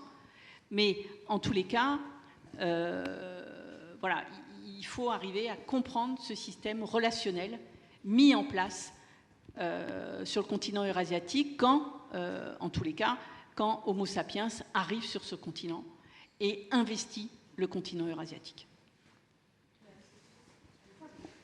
Oui, bonjour et merci pour votre intervention riche et passionnante. Je me posais une question au niveau des fresques. Essentiellement, les fresques représentent la réalité, c'est-à-dire le monde zoologique, donc une réalité figurative. J'ai été fasciné par la présence de cette représentation anthropomorphique avec l'homme-cheval. Est-ce qu'on peut expliquer la genèse et l'explication de ce type de représentation? L'homme-cheval? Non, il n'y a pas d'homme-cheval. Ou le cheval-homme, enfin, le la lion, sculpture. L'homme-lion, pardon. L'homme-lion, c'est ça? L'homme-lion, peut-être. Ah, le bison, le sorcier des trois frères. Enfin, où oui. Il y a le corps animal. Oui, oui, humain attendez.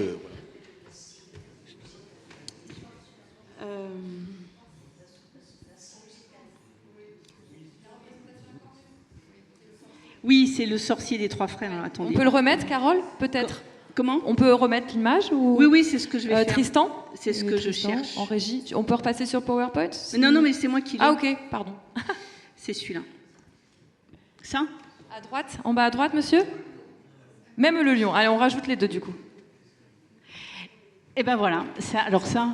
Alors ça commence au Liechtenstadel, hein, ça commence, c'est la même époque que Chauvet à peu près, hein, parce qu'en fait les datations sont un peu plus anciennes maintenant. L'hybridation.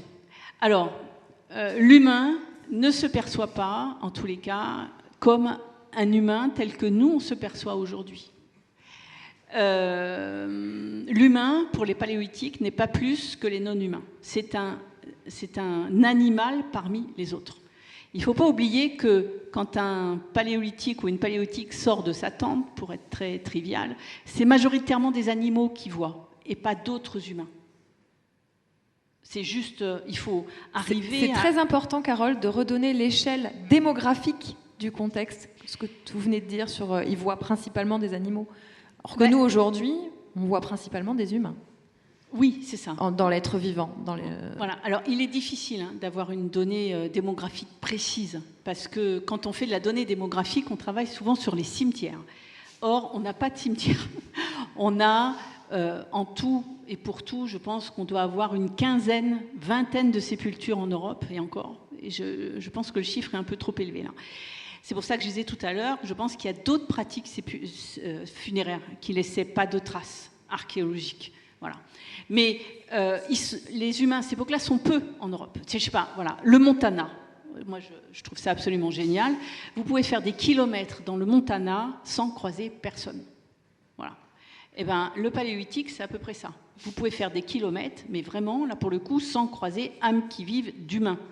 Vous allez voir des animaux, mais pas des humains.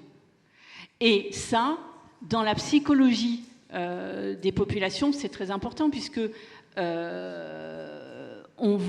ils vont s'identifier, en tous les cas, moi je le perçois comme ça, à ces figures animales.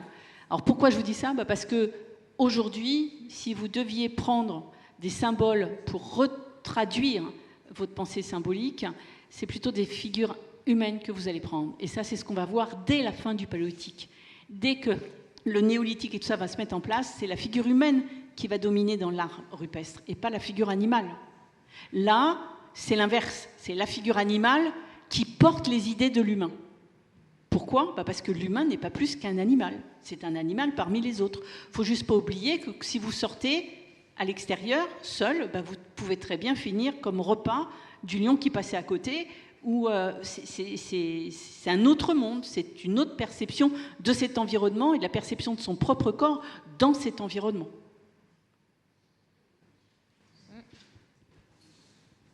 Ça vous va, monsieur? Je vois un geste mitigé. Oui. Alors, vous avez une deuxième chance. Je prends une question, là, Myriam? Oui, merci. Mais ce que je voudrais comprendre, c'est que ces représentations hybrides, ça suppose une démarche intellectuelle, contrairement à l'art pariétal où c'est de la figuration. Alors, comment c'est le mécanisme? Là, je crois, attends, la démarche pariétale, c'est ce que je vous ai dit, la phrase de Vivero de Castro, hein. C'est une démarche intellectuelle. Vous mettez en place, vous mettez en place des récits qui vont organiser le social. C'est une démarche intellectuelle. Et dans cette démarche intellectuelle, il y a cette hybridation, justement, avec certains animaux.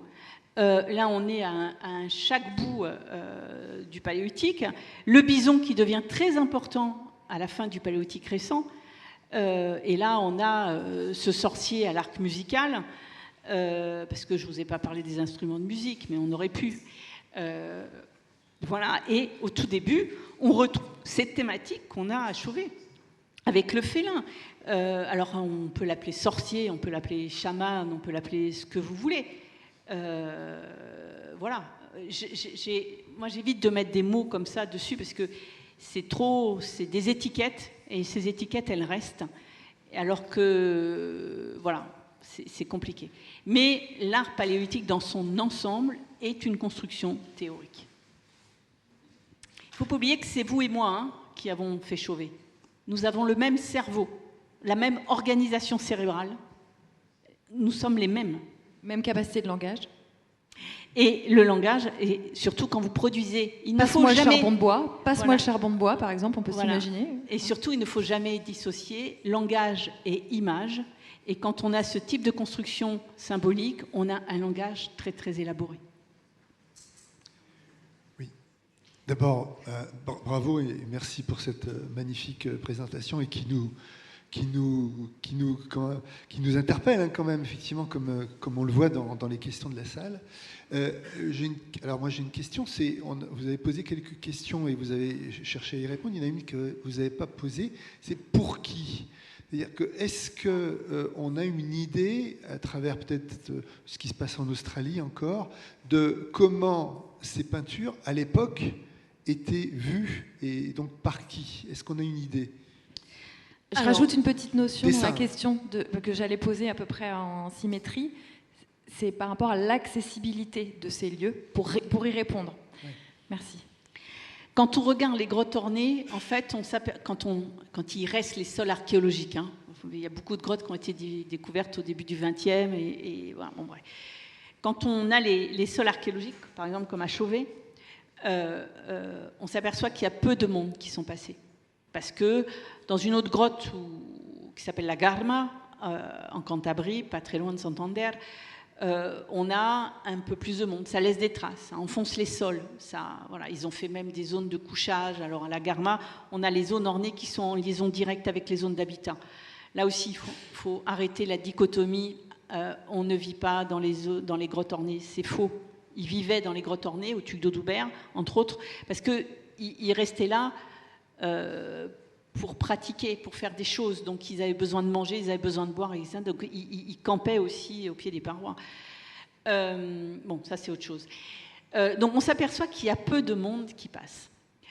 Alors là aussi, c'est difficilement interprétable. Et puis on s'aperçoit qu'il y a des panneaux qui sont faits pour être vus de loin. On a la salle du fond de Chauvet, on pourrait mettre en randonnion 50 personnes, ça ne poserait pas de problème. Et dans des grottes, il y a des endroits où c'est beaucoup plus petit, c'est quelques personnes qui peuvent y aller, voire une. Alors ça, c'est des questions extrêmement intéressantes qu'il faut lier justement à cette étude sur les mythèmes. Parce que nous, on traite les grottes d'une seule et même manière. Voilà. Sauf que je pense que les grottes, certes, avaient des fonctions différentes. Dans les grottes, il y a des endroits qui ont des fonctions différentes. Dans la grotte du Mas d'Asile, où on travaille en ce moment, on est dans une galerie qui s'appelle la Galerie du Masque, qui est une galerie où on ne peut pas se tenir debout, on est toujours à quatre pattes, et tout est fait au plafond. Donc en plus de ça, c'est extrêmement désagréable. Et surtout, on a toujours les mêmes animaux, mais ça ne répond pas de la même manière. Alors oui, c'est une grotte ornée. Non, ce n'est pas la même chose que ce qu'on a à Chauvet. Non, ce n'est pas la même chose que ce qu'on a à Marsoulas. Parce que je pense que dans ces grottes, il y avait des lieux avec des fonctions particulières. Et c'est certainement l'organisation des dessins qui vont pouvoir nous aider à comprendre ça. Qu'est-ce qu'il y avait ? Oui. Pourquoi il y avait peu de monde ? Alors ça, c'est compliqué, mais en Australie, par exemple, je suis désolée de revenir toujours en Australie, mais pour moi, les aborigènes, ce ne sont pas des modèles, mais on a un exemple de perduration sous les yeux. Alors évidemment, les sociétés ont évolué. Les sociétés actuelles ne sont pas les sociétés d'il y a moins 30 000 ans ou moins 40 000 ans. Mais le temps d'Y rêve, lui, visiblement, il est toujours la même chose. Il n'est plus forcément représenté de la même manière, mais les histoires sont toujours les mêmes.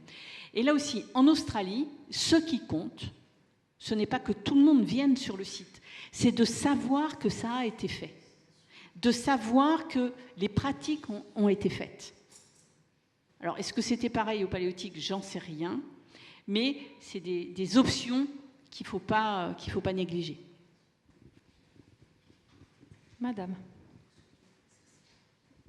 Oui, je voudrais savoir si à Chauvet 2, toutes les reproductions de Chauvet 1 ont été reprises, ou seulement certaines?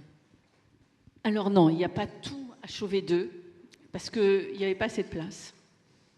Par contre, moi je trouve que Chauvet 2 est d'une grande qualité, et je vais vous dire pourquoi, parce qu'on a participé à Chauvet 2. Notamment tout ce qui est panneau des lions, donc la grande frise du fond, le panneau des chevaux, etc. Ça, c'est Gilles Tosello qui les a fait. Et on s'est servi de la réalisation de ces panneaux pour tester nos hypothèses.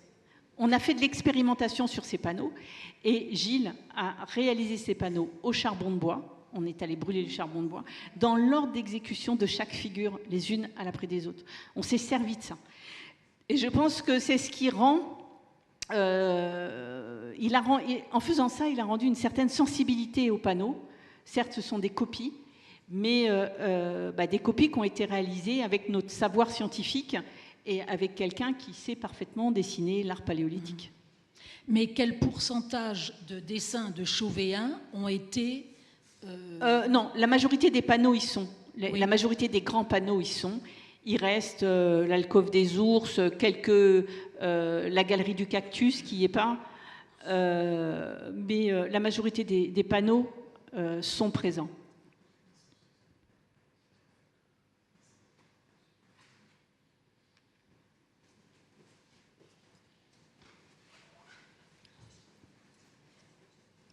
Bonjour.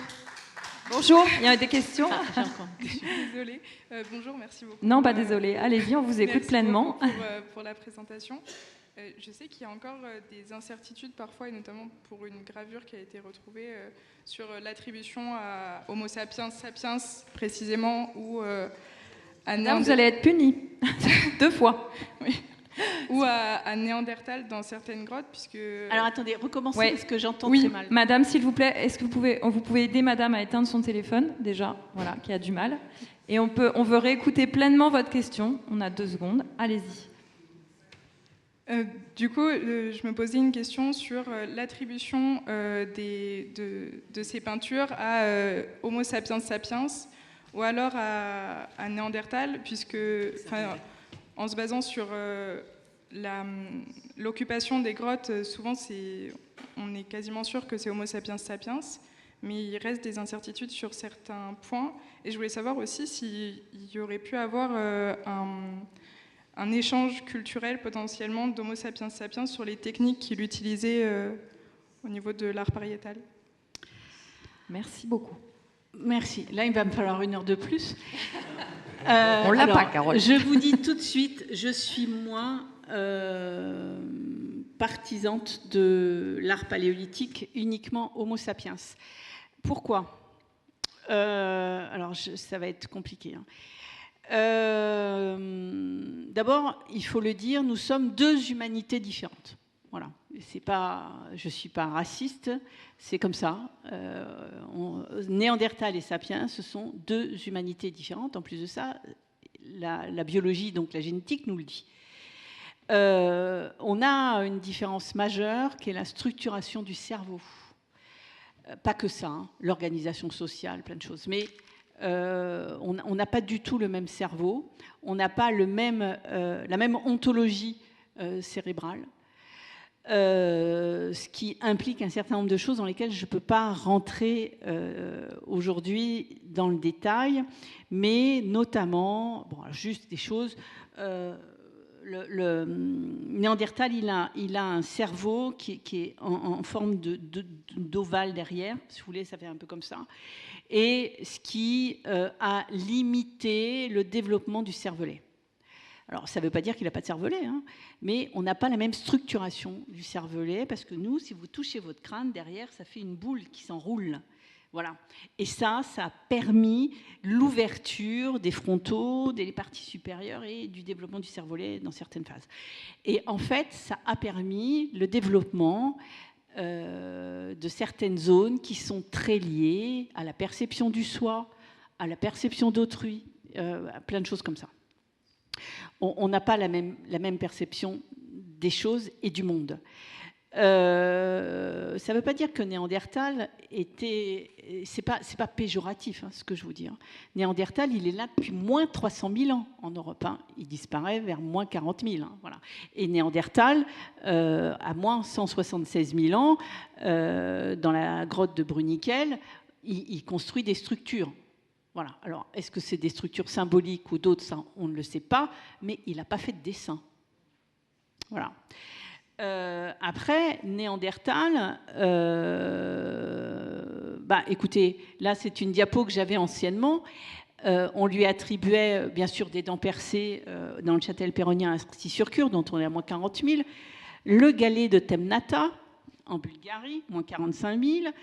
Le masque de la Roche-Cotard et la gravure de Gibraltar. Alors déjà, sur cette diapo-là, il y a 3 choses que je vais vous enlever tout de suite. C'est Temnata, l'os graffé de Bachot-Quirot et Cotard, sujet à discussion, puisque on sait aujourd'hui qu'on a du sapiens à moins 50 000 en Europe centrale. Et qu'à Bachot-Quirot, ce ne sont pas des Néandertals, mais des sapiens qui sont là. Vous voyez ? Bon. Déjà, les données évoluent et voilà. Après, donc, ce qui compte aussi... Alors, ça ne veut pas dire que Néandertal n'avait pas de pensée symbolique, hein, parce que je ne vais pas revenir, mais les grands pongidés reconnaissent autrui, ont des systèmes de pensée, sont capables de faire un système de communication pour alerter de danger ou pas, notamment chez les singes velvet, qui est tout un système de communication pour dire il y a un serpent, il y a un prédateur, etc. En fonction du prédateur, c'est des cris différents, etc. Et ça s'apprend. Donc il y a des systèmes d'apprentissage chez les chimpanzés, chez certains singes, et je ne vous parle pas des grands pongidés, où ils sont capables de désigner, de signifier. Donc ce n'est pas le propre de l'homme, ça. D'accord ? Par contre, la différence entre sapiens et Néandertal, si on continue à admettre que ce hashtag, on va l'appeler comme ça, qui vient du rocher de Gibraltar, c'est de l'art. Le problème, ce n'est pas un problème d'art ou pas d'art, c'est qu'est-ce que ça porte comme message. Une image, ça porte un message. Pourquoi on fait ces images? Je vous ai dit, c'est parce que c'est certainement des mythes, donc ça porte des images. Hein. Donc il y a un degré de complexité dans la syntaxe, d'accord? C'est-à-dire l'objet qui porte l'image. Mais on est sûr que pour la sémantique, c'est différent. C'est-à-dire pour le récit qui va avec, c'est différent. Voilà. Moi, je ne peux pas comparer ça à Chauvet. C'est pas possible. Voilà. C'est dans cette structuration-là qu'il y a des différences. Et c'est pour ça que je pense que Néandertal n'a pas fait les premières images. Il est là depuis moins 300 000 et tout d'un coup, avant de disparaître, il va inventer l'art pariétal et les mythes qui vont avec. Anthropologiquement, ça ne tient pas comme modèle. Hein. Voilà. Par contre, qu'il ait des mythes oraux, pourquoi pas? C'est une humanité complexe, Néandertal. Hein. Mais il n'a pas mis en place, il n'a pas mis ces mythes en images. Voilà. Et comme on sait toute l'importance de l'image aujourd'hui dans nos sociétés, on sait que produire une image, c'est aussi une projection du soi et d'un soi individuel et collectif. Et ça, c'est fondamental et c'est ce qui fait Homo sapiens. Je ne sais pas si j'ai répondu à votre question. Si, mais du coup, merci beaucoup pour la réponse et je suis tout à fait d'accord avec vous sur ce que vous avez dit. Mais est-ce que du coup, au niveau structure cérébrale, etc., ça serait possible que plutôt Néandertal ait réussi à reprendre des techniques que Homo sapiens utilisait ou c'est pas du tout... Alors oui, il y a alors chez certains groupes néandertaliens, on a ce qu'on appelle une acculturation. C'est-à-dire qu'au contact de sapiens, ils vont faire d'autres choses et notamment la parure. Voilà. Mais ils ne font pas de dessin. Voilà. C'est une acculturation. Et aujourd'hui, d'autant plus quand on sait qu'il y a une hybridation possible entre sapiens et Néandertal. Et le problème, c'est que les rejetons n'étaient pas forcément... voilà. Mais on a un certain nombre de gènes, un peu dans... Bon, c'est un peu compliqué. Mais il y a eu une acculturation de Néandertal par sapiens. Voilà. Ça, je vous invite à revoir les cours de Jean-Jacques Hublin au Collège de France. Voilà, Merci on s'arrête beaucoup. là pour les questions. Je voudrais qu'on remercie très chaleureusement Carole Fritz. Merci. Voilà. Merci beaucoup à Carole. Au nom du GREP et du Muséum, d'avoir accordé du temps, du travail de préparation et ce temps d'échange vraiment riche et intéressant. Je rappelle que Carole a contribué à de très nombreux ouvrages de référence que vous avez là, qui sont à disposition. Vous pouvez aussi les acheter. Voilà, on vous l'invite. La programmation du GREP continue. Vous retrouvez sa programmation sur son site internet. La conférence d'aujourd'hui a été filmée. Elle sera diffusée sur la chaîne YouTube GREP Occitanie ou Midi-Pyrénées, si je ne me trompe pas. Jean-Marie, on est bon? On est bien? On la retrouvera aussi sur la chaîne YouTube du Muséum d'Histoire Naturelle. Les programmes...